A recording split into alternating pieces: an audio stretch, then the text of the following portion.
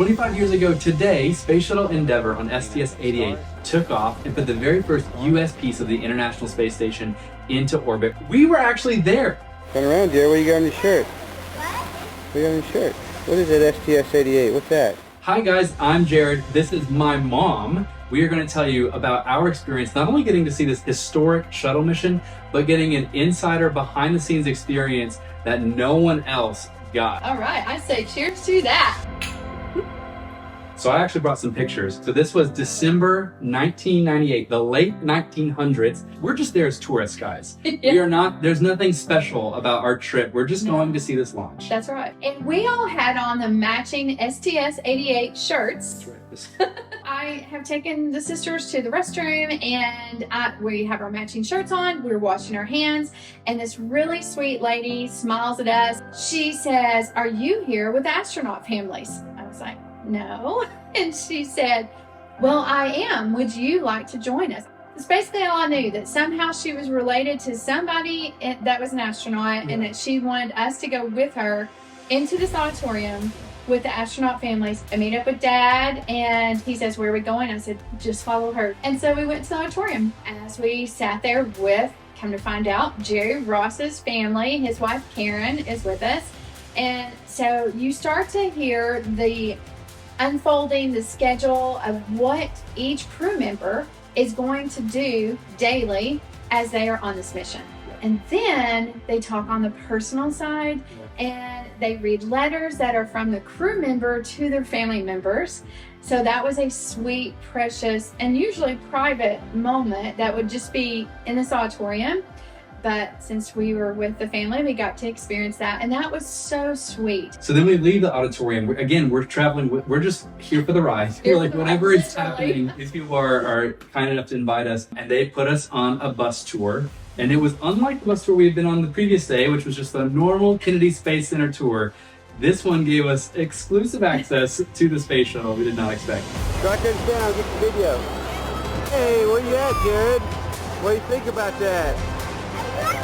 We are as close as you can get when you are not working on the shuttle yourself. And we just kept saying to our kids, you have to remember this moment. You have to remember it because it's so special. Yeah. You will never get to do this again. One of these photos is a group shot of us and some of the family members of these astronauts. So in the middle, in the red shirt, that is Jerry Ross's wife. That's Karen. Yeah.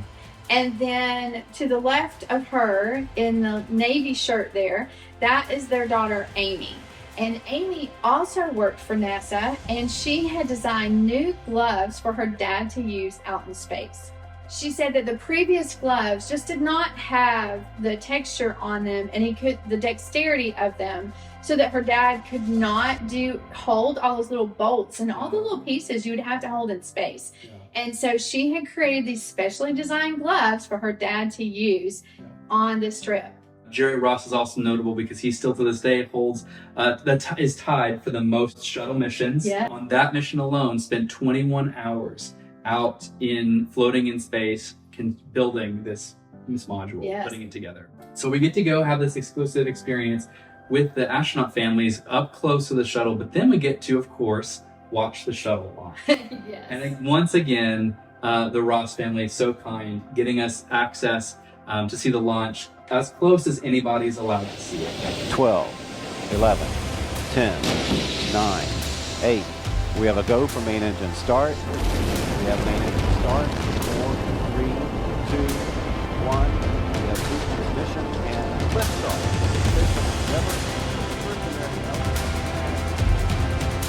So I did not expect it to make me feel so emotional. Yeah.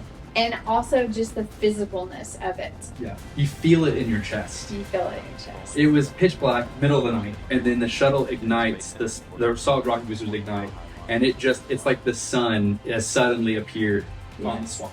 But you don't hear it. No. It's for a moment, for like a while, it seems like. Yeah. It is dead silent, and you watch it go across the sky, and you're like, I am not hearing this thing. Yes. What is happening?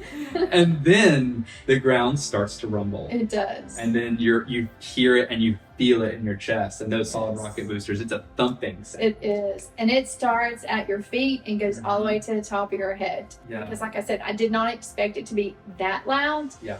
Now the space station, they put it together. They got to go inside. There's a broadcast they did from in there. It was really sweet. The Americans and then the Russian cosmonaut. And now for 20 plus years, Yes. it's been occupied every single day by people, by a crew of astronauts. And just the significance as it strikes you as a kid, this must be important. All of the people who are working on this, Right. all of the money and all the engineering, we could be spending this money on weapons and missiles, Right. aircraft carriers, and instead have said this matters for exploration and this matters for science and expanding our knowledge of how the universe works. That we already are working for all mankind Yeah. on this new frontier to make that day and that launch so special when we were just tourists. Yeah. And we ended up doing all this with the astronaut families, and how those astronaut families embraced us and made us feel like we were also a part of this big adventure. We wrote them letters a few times. She and I, Karen and I, wrote back and forth, and I just loved that. It was precious. For our family, it was a really special memory that It really we was. talk about still to this day.